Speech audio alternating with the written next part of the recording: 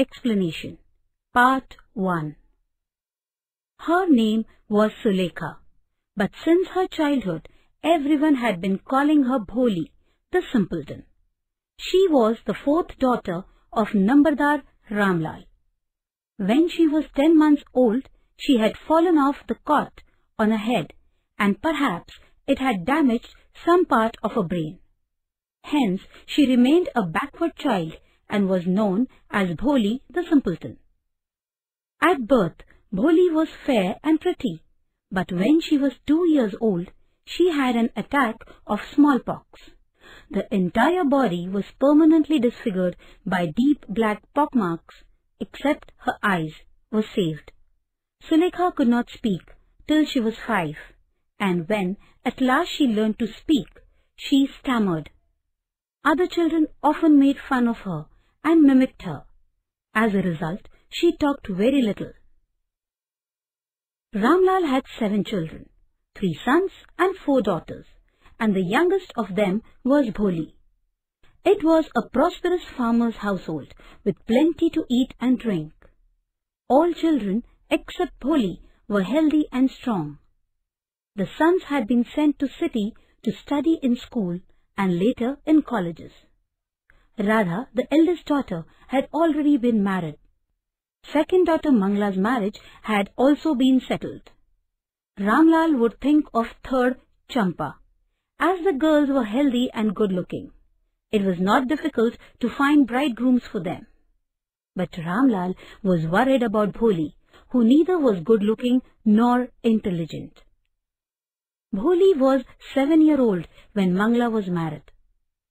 The same year, a primary school for girls was opened in the village. Tehsildar Sahab came to perform its opening ceremony. He said to Ramlal, "As a revenue official, you are representative of the government in the village, and so you must set an example to villagers. You must send your daughters to school." That night when Ramlal consulted his wife, she cried, "Are you crazy? If girls go to school, who will marry them?" Ramlal did not have the courage to disobey the Tehsildar. His wife advised him to send Bholi to school, as they had little chance of getting her married with her ugly face and lack of sense. They thought the teachers at school would worry about her. Next day, Ramlal caught Bholi by the hand and said, "Come with me. I will take you to school." Hearing this, Bholi was frightened, as she did not know what a school was like, and she remembered how a few days ago their old cow Lakshmi had been turned out of the house and sold. "No, no, no, no, no, no, no, no, no, no," she shouted in terror, and pulled her hand away from her father's grip. "What's the matter with you, you fool?" shouted Ramlal. "I'm only taking you to school." Then he told his wife, "Let her wear some decent clothes today. Or else, what will teachers and other schoolgirls think of us when they see her?"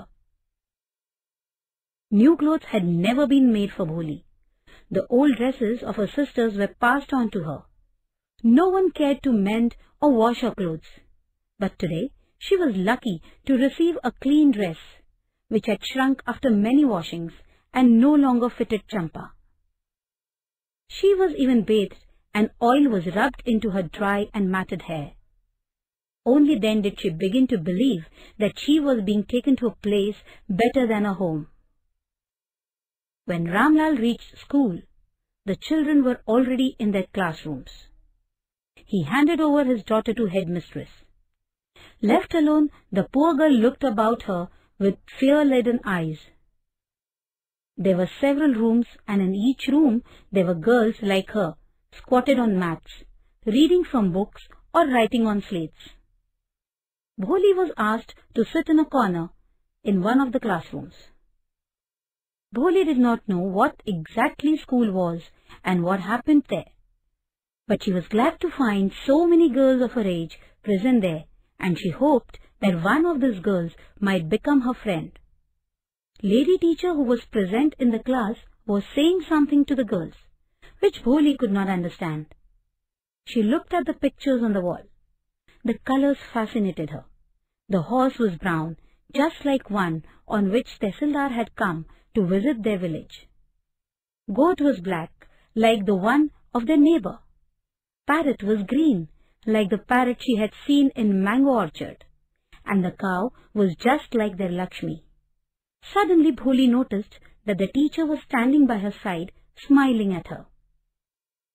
"What's your name, little one?" Bho. She could stammer no further than that. Bholi began to cry, and tears flowed from her eyes in helpless flood. She kept her head down, sitting in a corner, not daring to look up at the girls who were still laughing at her. When the school bell rang, all the girls scurried out of the classroom.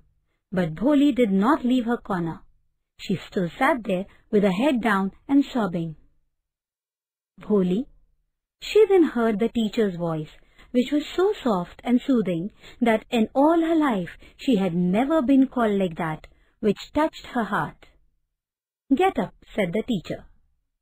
It was not a command, but a friendly suggestion. Hence Bholi got up. "Now tell me your name." Sweat broke out over her whole body. Would her stammering tongue again disgrace her? For the sake of this kind woman, Bholi decided to make an effort. She had such a soothing voice, she would not laugh at her. Bho, she began to stammer. Well done, said the teacher, and encouraged Bholi to utter the full name. Bholi. At last she was able to say it, and felt relieved as if it was a great achievement. Well done, said the teacher, and patted affectionately. Put the fear out of your heart, and you will be able to speak like everyone else, she added. Yes, it will be very easy. Just come to school every day. Will you come? Bholi nodded. No, say it aloud. Yes. Bholi herself was astonished that she had been able to say it. Didn't I tell you? Now take this book. The book was full of nice colored pictures of dog, cat, goat, house, parrot, tiger and cow, just like Lakshmi. With every picture was a word in big black letter. The teacher assured Bholi that in months' time she would be able to read the book, and then she would be given a bigger book, and then a still bigger book. In time, you will be more learned than anyone else in the village, said the teacher. Then no one will be able to laugh at you. People will listen and respect you, and you will be able to speak without the slightest stammer, she added. Understand? Go home and come back early tomorrow morning.